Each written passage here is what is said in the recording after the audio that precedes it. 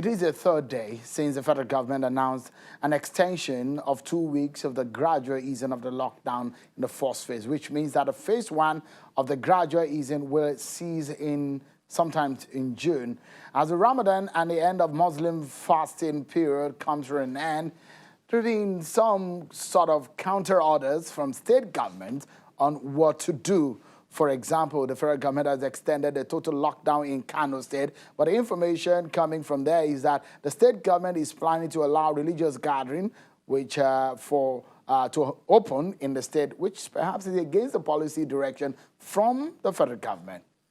So tonight, we look at some of the issues on compliance and how we can ensure that the COVID-19 is effectively curtailed in Nigeria. Within this next 1 hour and this midweek edition of the program, we'll take you through this ride and, of course, later on the Edo fraud crisis. I've been joined on the program by Senator Magnus, a former lawmaker. He joins us from our Abuja studio. Thank you so much, Senator, for coming on tonight.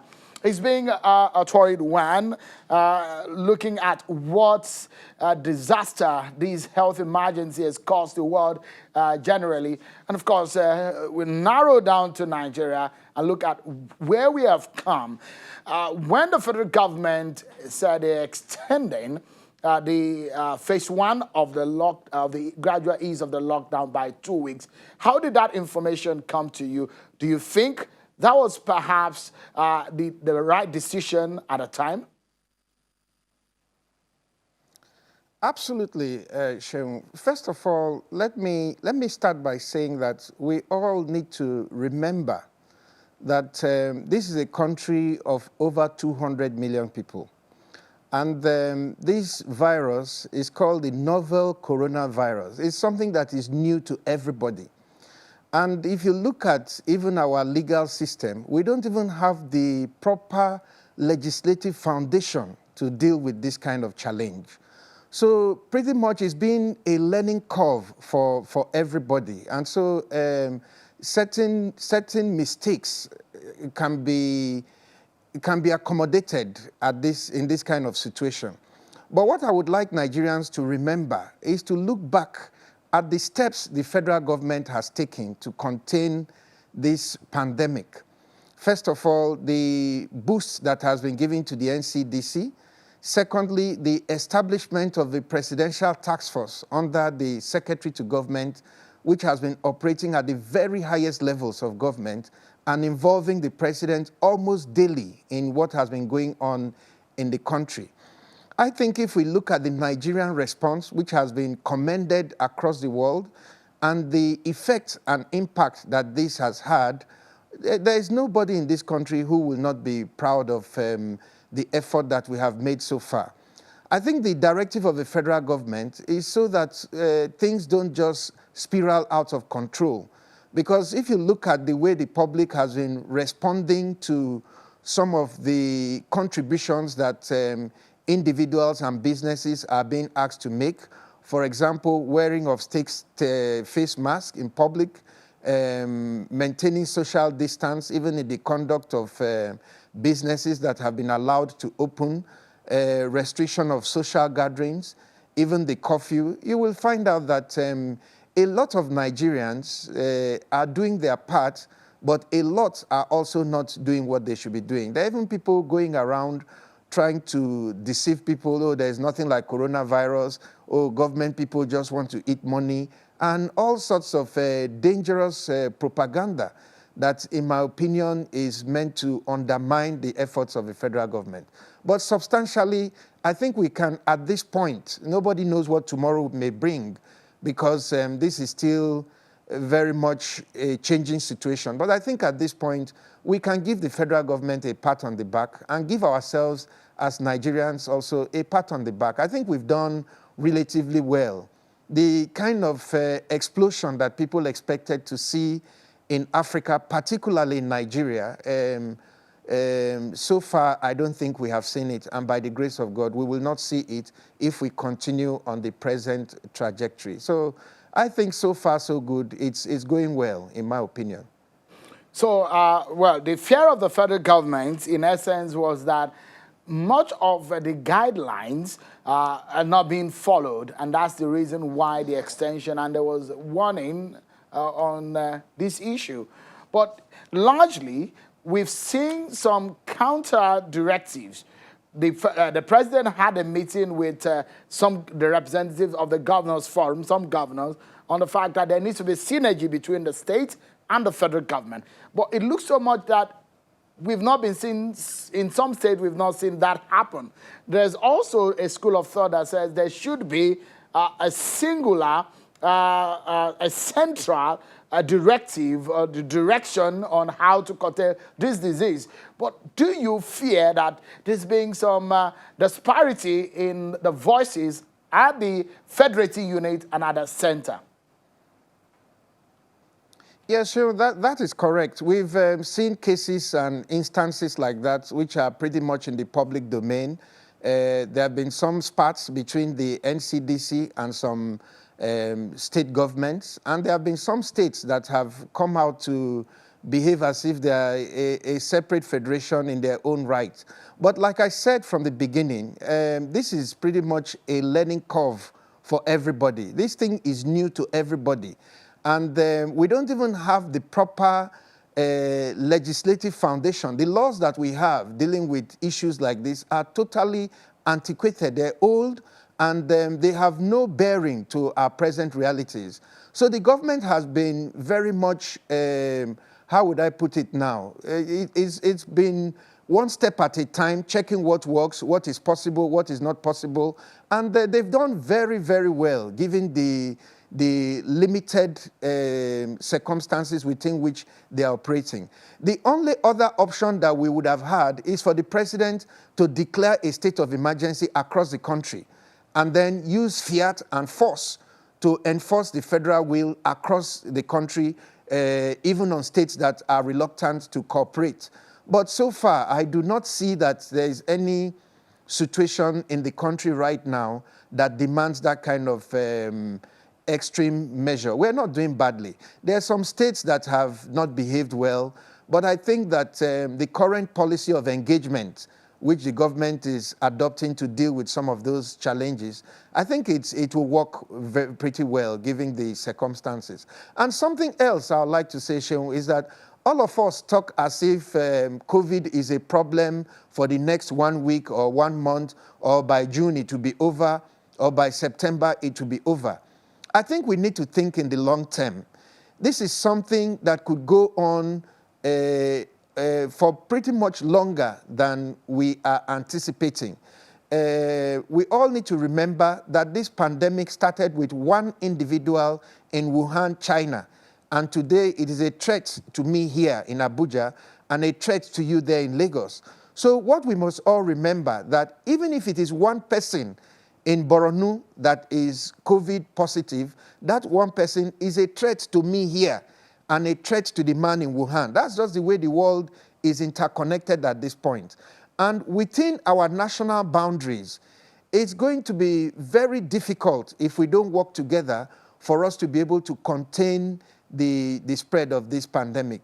So far, with the restriction on activities, the restriction on interstate movements and all that, I think the government has done very well to keep this problem contained within the areas where it has been most endemic.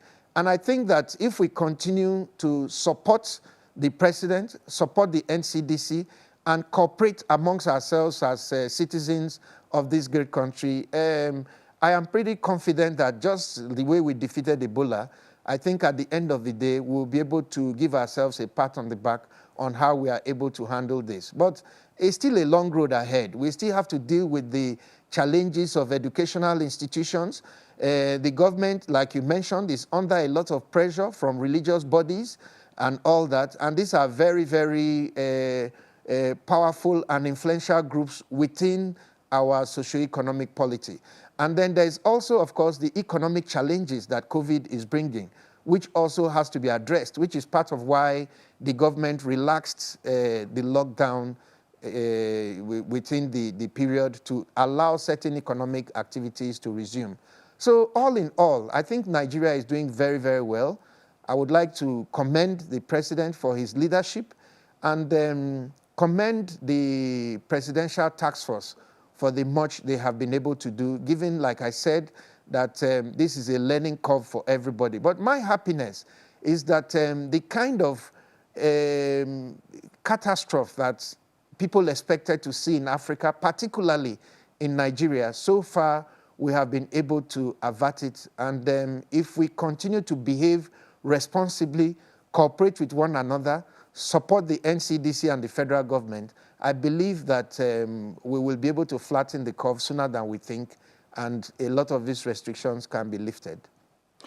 For example, in Kano State, we understand that the government is planning to allow religious congregation to begin.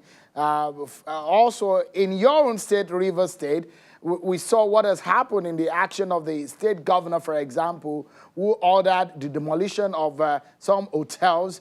What do you make of the actions of some of the governors and perhaps their approach?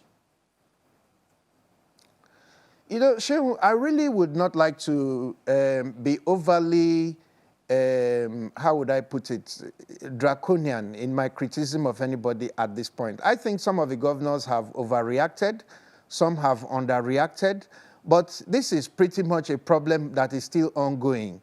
And my advice has always been that as much as possible, we should remember that we're fighting a virus and that we all need to work together. My feelings about the demolition of a property in Rivers State, I have made it public. I don't approve of it. I think it was excessive and an overreaction. But like I said, in this kind of situation, anybody can make a mistake because the entire thing is new. And people are reacting in different ways and learning as we move on. I think the important thing is that where we have made mistakes, we should be able to correct them and then be able to move forward in a manner that makes it possible for all of us to participate completely in the war against this virus. So if in the middle of the war, we go back to begin to fight other wars with each other at this point, I don't think that will augur well. I also didn't want to comment on the situation in Kano. As you know, Kano is easily one of the most populous cities in this country, and it is also one of the flashpoints that people had expected that we will be having challenges, and not surprisingly, we are having them. But the federal government has stepped in to work with the Kano State government to bring the situation under control. My advice to the Kano State government at this point is to work with the NCDC and work with the experts. As much as possible, states should put their experts in front. Let the politicians not be the ones deciding every policy that has to do with the war against the coronavirus. If you look at the federal level, you see the chairman of the task force. He takes his cue from the professionals and the experts. They are the ones who actually look at what is going on and give scientific advice as to how this is to be tackled. And the federal government acts based on that scientific advice. And that is very, very commendable. This is a scientific issue. Nobody can see the virus. It's only the scientists that are using their microscopes and however they are seeing it to see the virus. So we need to allow those people who can see it and who can understand it to advise us on how to go about it.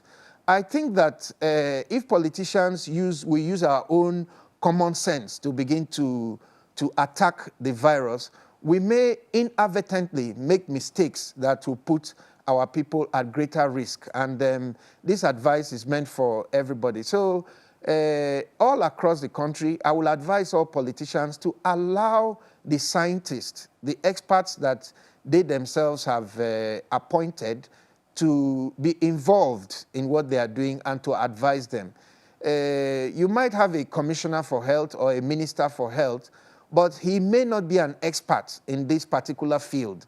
If you look at the national level, yes, the Minister of Health is involved, he's in front, he's very proactive, but you have professionals, you know, who are brought in to advise specifically on this matter because of the extent of their knowledge, their interaction with other experts across the world, because it's a situation that is changing rapidly.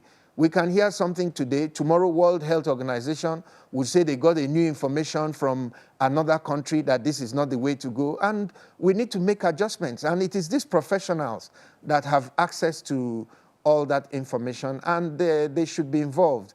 If I don't want to say that I have heard that the Kano State government has given such a directive, as you said, Shehu. That matter is in the social media. I've not heard any official statement from the Kano State government in that regard. I have not heard. So I wouldn't like to speculate on that. But what I would advise the Kano State government is that they should talk to their experts, because essentially this is a matter of life and death. And so it's not something that we'll use sentiments or political astuteness to tackle. So I think we're doing fine, but there's room for improvement. And because of the very loose legislative foundation on which we are operating at this time, it is possible that there are going to be some mistakes. But we should overcome them and move forward. Senator Magnus Abe, former lawmaker, thank you so much indeed for your time tonight on the program. Thank you, Shehu.